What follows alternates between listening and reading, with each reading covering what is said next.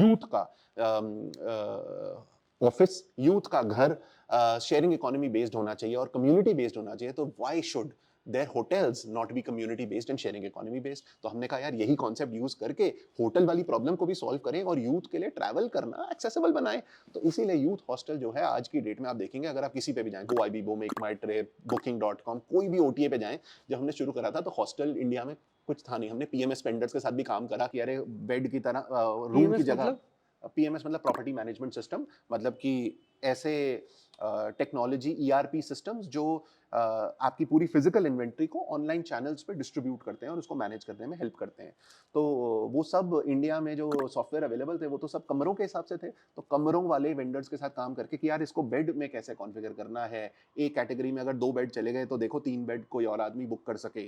तो ये सब इवोल्यूशन करा, तो तब धीरे-धीरे जाकर अब आज की डेट में अगर आप देखें, अगर आप गोआईबीबो, मेक माई ट्रिप, booking.com कहीं भी जाएँगे तो वहाँ पर अलग से एक फ़िल्टर बन चुका है हॉस्टल्स का। तो ओके। हॉस्टल एक अलग से अकोमोडेशन कैटेगरी बन चुकी है और मैं I will not be exaggerating at all अगर मैं ये बोलूं कि 18 से 30 साल का यूथ का default hotel category of choice youth hostel बन चुका है। अच्छा। अगर आप किसी भी अपने दोस्त से 18 से 35 साल के किसी भी यंग कोलीग से बात करेंगे अपने ऑफिस में और आप पूछेंगे कि यार तुम जब ट्रैवल करते हो तो कहाँ रुकते हो, आई थिंक 80-90% चांस है कि वो बोलेंगे यार हॉस्टल्स में जाके ही रुकता हूँ। तो अगर हम आपकी बात करें, जैसे आप एरिक्सन में काम कर रहे थे, आपकी wife and cofounder and CEO वो भी अच्छी कंपनी में काम कर रहे थे, 2-2 लाख की सैलरी थी। तो आप यूरोप गए, आपको चलो कॉन्सेप्ट पसंद आया कि हाँ, ये बढ़िया है। बट आपने यहाँ पे आके सोचा कैसे कि यार ये शुरू करते हैं? मतलब घर वालों ने बोला नहीं कि भैया आप फिर से यूरोप घूम के आ जाओ, इतना हॉस्टल घूमना है, तो यहाँ पे ये सब क्यों कर रहे हो? आपका लाइफ सेटल है, इतना रिस्क लेके क्यों करना है? तो वो आपने अपने आप को कन्विंस कैसे किया? ये स्पेसिफिकली इसलिए पूछ रहे हैं क्योंकि बहुत सारे हमारे जो व्यूअर्स हैं उनको बहुत आइडियाज़ आते रहते हैं। आइडियाज़ तो हर दिन हर किसी को आ रहे हैं, बट लोग रिस्क लेने से डरते हैं या सोचते हैं कि ये वर्क करेगा कि नहीं। तो आपने ये डिसीजन कैसे लिया? तो इसके काफ़ी सारे पहलू हैं। एक पहलू तो ये है कि ये पहला तो पैशन ड्रिवन डिसीजन मेकिंग था।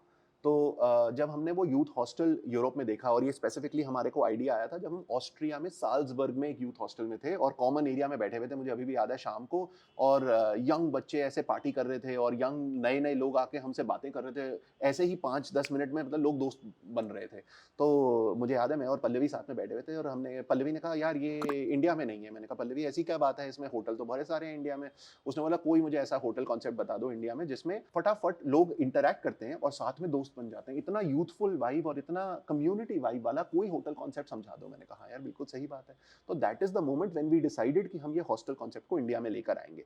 पैशन ये था कि अगर यूरोप में बैठा कोई बच्चा इस तरीके का कूल होटल में रुक सकता है, तो हमारा पैशन ये था कि इंडिया में बैठा बच्चा भी, उसको भी ये सेम चीज प्रोवाइडेड होनी चाहिए। तो एक ये एस्पिरेशन के साथ, जिसमें हमने एक यंगर पंकज और यंगर पल्लवी देखा एक नेक्स्ट जनरेशन में, हमने कहा कि यार हम अगर जब छोटे थे और हम अगर ट्रैवल कर रहे होते और हमारे को ये होटल मिलता तो हमारे को बहुत मजा आता। तो ये तो पैशन वाला एंगल था जिसकी वजह से हम ड्रिवन थे कि चाहे एक्सेल पे सेंस बने ना बने, इसको करना तो है। अच्छा।